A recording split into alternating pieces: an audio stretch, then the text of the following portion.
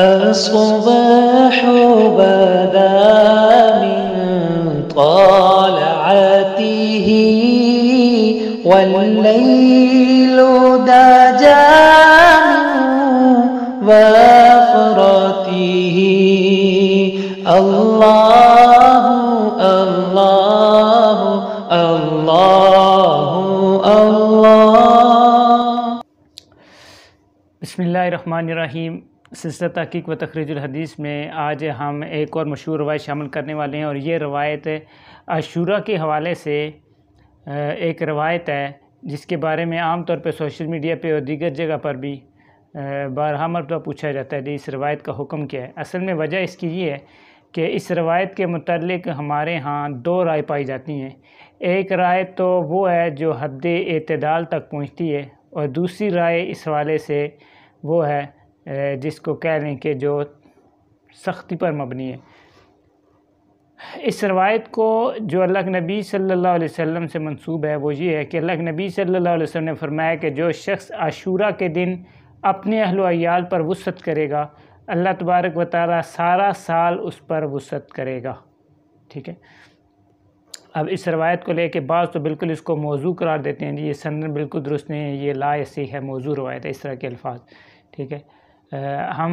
اختصاراً اس روایت کے حوالے سے کچھ باتیں عرض کریں گے۔ سب سے پہلی بات تو یہ کہ اس روایت کی سند کے اوپر ہم بات کریں تو یہ روایت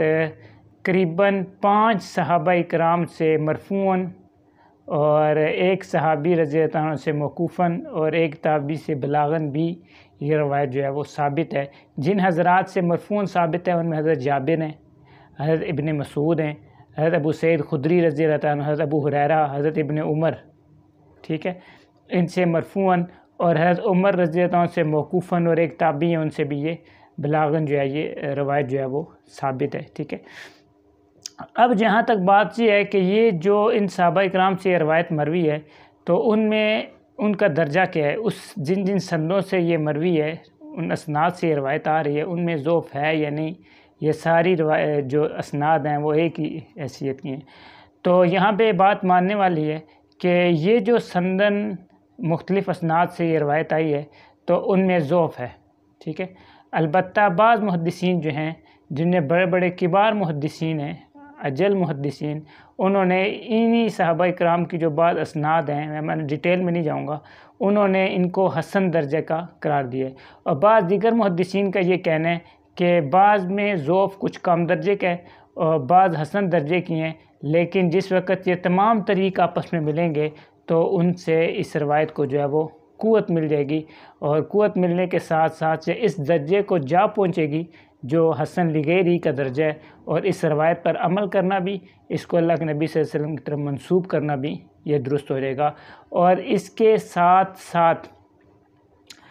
پہلے ہم اختصاراً جو ہیں وہ ان حضرات کے نام بھی آپ کے سامنے ذکر کر دیں کہ جنہوں نے اس کو کسی نہ کسی درجے میں قبول کیا ہے۔ ان میں جنہوں نے اس کے اسناد کو حسن درجے تک پہنچا ہے ان میں امام بہقی ہیں، ابن القطان ہیں، عراقی ہیں، اور ابو زرع ہیں، اور ابن حجر عسقلانی ہیں، امام سیوطی رحمہ اللہ ہیں۔ امام سیوطی رحمہ اللہ نے اپنی کتاب میں جہاں پہ ان حضرات کی طرف جنہوں نے اس کی تمام اسانید کو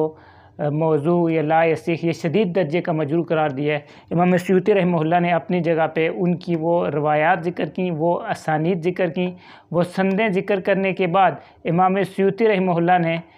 پھر اس پہ رد بھی ان کا کیا کہ یہ جو اس کو بالکل موضوع کہا جا رہا ہے یہ بات بالکل درست نہیں ہے۔ پھر انہوں نے آگے اس کی مطلب کہ حسن درجے کا قرار دیا، اور ان تمام جو جرح وغیرہ کی تھی اس جرح کو انہوں نے جواب دیا۔ اس کے علاوہ ابن عراق الکنانی، ملا علی قاری، اور خاتم المحققین جو ہیں علامہ عبدالحی لکھنوی رحمہ اللہ نے بھی اس روایت کو حسن درجے کا قرار دیا ہے۔ اور اس کے علاوہ یہ تو اس کی سند کی اختصار بات ہوئی، بعض حضرات ایسے بھی ہیں جنہوں نے کہا ہے کہ ہم نے خود اس پہ تجربہ کر کے دیکھا ہے۔ ان میں ایک پائے کی محدث شخصیت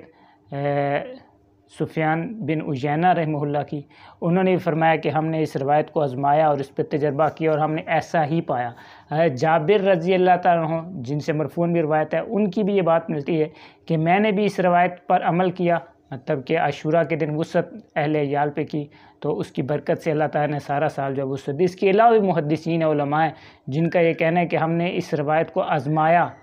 کہ عاشورہ کے دن وسعت کی، جس کی وجہ سے اللہ تعالیٰ نے سارا سال ہم پہ وسعت کی، ٹھیک ہے۔ یہ تو اس کی سند بات، ان کے سندن یہ روایت اس حیثیت کو پہنچتی ہے کہ آپ اس کو حسن لغیری کہہ سکتے ہیں اور اس پر عمل بھی کر سکتے ہیں۔ اس روایت پہ سند کے علاوہ ایک بڑا اعتراض جو ہے، جس کو اعتراض کرنے والے ایک بڑا اعتراض کہتے ہیں، وہ یہ ہے کہ عاشورہ کے حوالے سے اللہ کے نبی صلی اللہ علیہ وسلم کی صحیح روایت جو ہے وہ مسند احمد میں بھی ہے، صحیح مسلم میں بھی ہے، دیگر کتب حدیث میں بھی ہے کہ اللہ کے نبی صلی اللہ علیہ وسلم نے فرمایا کہ جو عاشورہ کے دن روزہ رکھے تو 1 سال اس کے جو پچھلے گناہ اللہ تعالیٰ اس کو معاف کر دیتے ہیں۔ بالکل صحیح روایت ہے، اس میں کوئی شک شبہ نہیں۔ تو ان حضرات کا یہ کہنا ہے کہ جب عاشورہ والے دن روزہ ہوگا تو روزہ رکھنے کی صورت میں تو کہہ لیں کہ اہل و عیال پہ وسعت تو نہیں ہو سکتی کہ روزہ بھی اور اہل و عیال پہ وسعت بھی ہو، یہ دونوں چیزیں ایک دوسرے کے ساتھ میچ نہیں کھاتی، لہٰذا وہ روایت درست ہو جائے گی اور یہ روایت درست نہیں ہوگی۔ تو اس کا جواب علماء نے یہ دیا ہے کہ دیکھیں کہ وسعت اہل عیال سے صرف کھانا کھلانا مراد نہیں ہے کہ اہل عیال کو آپ کھانا کھلائیں، ٹھیک ہے۔ کپڑے میں وسعت بھی ہو سکتی ہے، نقدی کے اعتبار سے بھی وسعت ہو سکتی ہے، ٹھیک ہے، اور بھی کسی اعتبار سے وسعت ہو سکتی ہے، آپ کریں۔ اور اگر آپ بالفرض دسترخوان ہی وسیع کرنا مراد لیتے ہیں تو اس میں روزہ رکھنا اور وسعت دونوں جمع بھی ہو سکتی ہیں۔ آپ جو عاشورہ کا جو روزہ جس وقت رکھیں تو سحری کے اندر اہتمام کچھ زیادہ کر لیں یا افطاری کے اندر اہتمام کریں۔ آپ دیکھیں کہ افطاری میں جس وقت آپ کھانے پینے کا اہتمام کریں گے تو اس کے لیے تیاری تو آپ دن کو ہی عام طور پہ کرتے ہیں، عصر کے بعد یا ظہر کے بعد اس طریقے سے اس کی تیاری وغیرہ شروع ہو جاتی ہے۔ تو جس وقت آپ دن کو تیاری کریں گے افطاری کے لیے اور افطاری کے لیے دسترخوان وسیع کر دیں گے اہل و عیال پہ، دیگر جو آپ کے متعلقین ہیں ان پہ، تو آلریڈی اس کے اندر یہ چیز آ جائے گی، ٹھیک ہے۔ تو کہنے کا مطلب یہ ہے کہ یہ روایت اس روزے والی روایت کے مخالف نہیں ہے، نہ اس کے معارض ہے، لہٰذا روزہ بھی رکھا جا سکتا ہے اور روزہ رکھنے کے ساتھ ساتھ اپنے اہل و عیال پہ وسعت بھی کی جا سکتی ہے، کھانا کھلانے میں وسعت کر دیں۔ اسی طرح آپ کے گھر کے اندر جو بچے ہیں،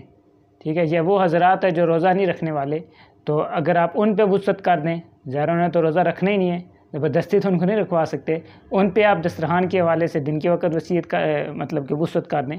ٹھیک ہے۔ تو یہ کہنا کہ اگر اس روایت پہ عمل کریں تو یہ اس کے معارض ہو جائے گی اور بالکل یہ حدیث درست نہیں ہوگی، تو یہ اعتراض بھی بالکل درست نہیں ہے۔ تو خلاصہ یہ کہ اہل و عیال پہ وسعت کی جا سکتی ہے، احادیث سے یہ ثابت ہے، اللہ کے نبی صلی اللہ علیہ وسلم کی طرف ہم اس کو منسوب بھی کر سکتے ہیں۔ یہ کہنا کہ یہ روایت بالکل موضوع ہے، شدید مجروح ہے اس کی ساری سندیں، یہ زیادتی کی بات ہے، درست نہیں ہے۔ وصلی اللہ علی النبی الامی۔